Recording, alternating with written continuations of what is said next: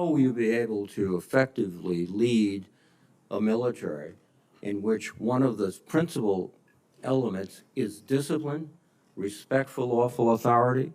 You have made statements to your platoon after being briefed by a JAG officer.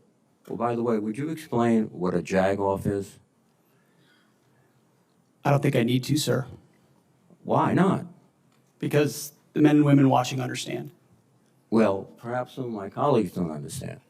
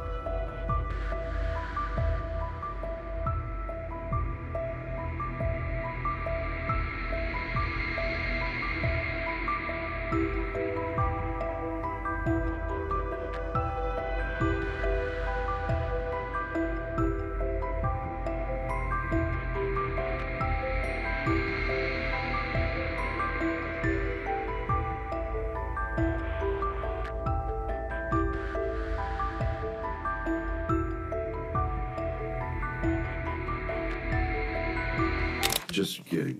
Yeah. You're recognized for 7 minutes.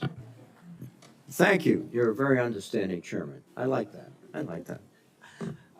Ms. Hegseth, you've written in its quote, "Oh yeah, and fire any general who hasn't carried water for Obama and Biden's extra constitution and agenda-driven transformation for our military.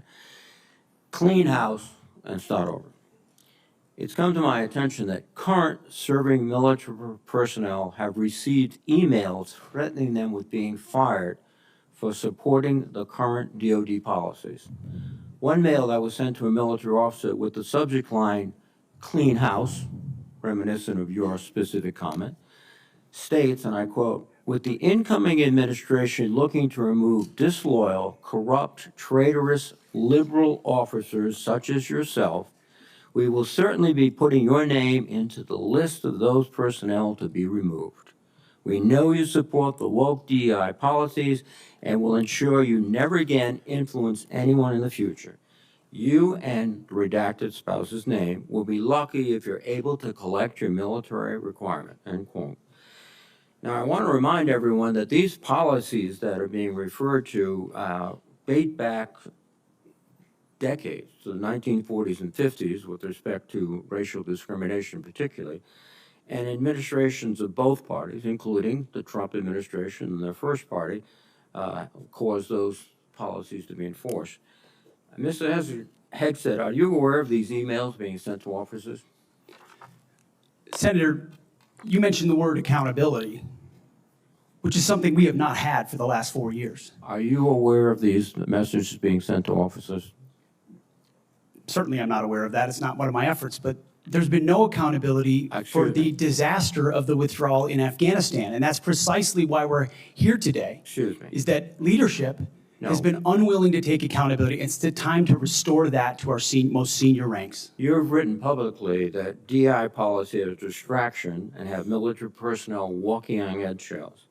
Do you believe that emails like that are essentially threatening both a serving officer and a spouse and claiming that they'll lose their pension will have a distraction and detract from the lethality? Senator, you mentioned the 40s and 50s, and you're precisely right.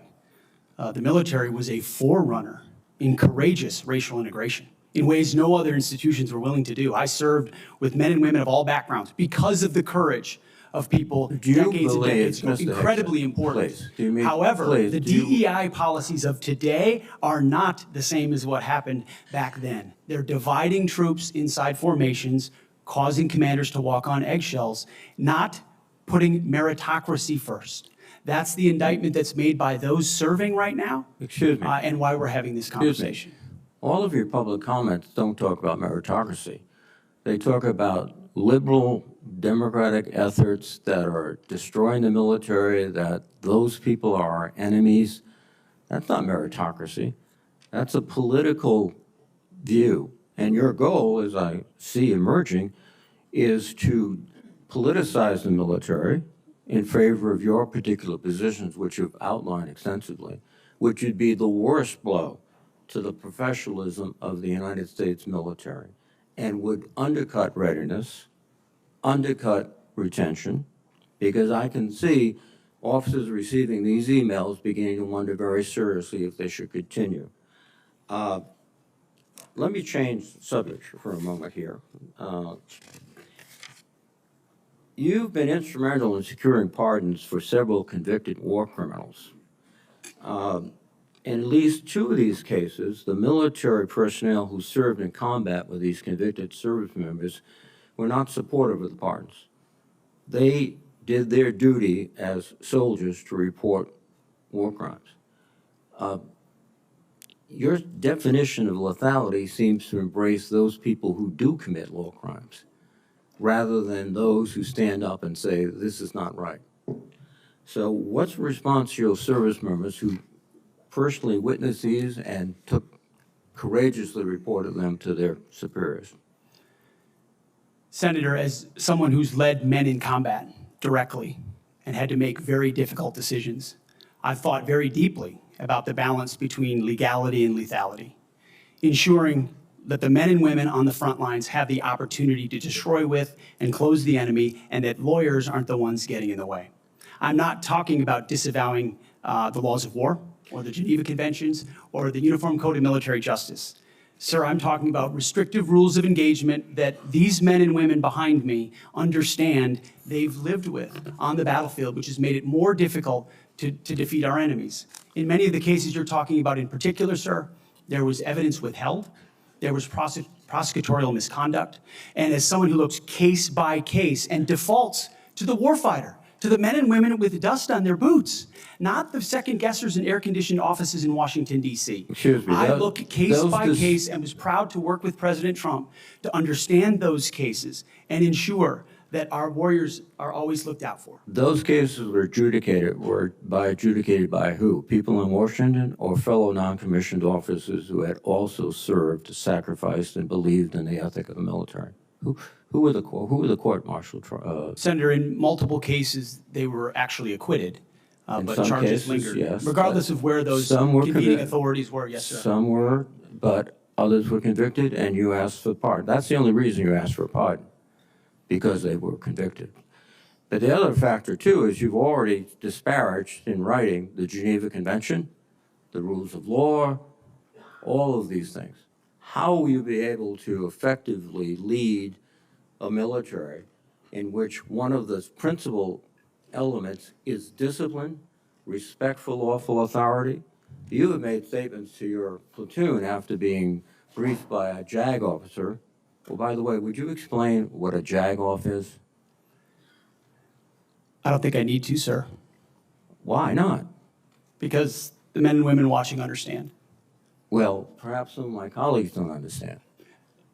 It would be a JAG officer who puts his or her own priorities in front of the warfighters. Their promotions, their medals, in front of having the backs of those who are making the tough calls on the front lines. Thank you, Senator Reed. Interesting. Thank you, Senator Thank Reed. you very much.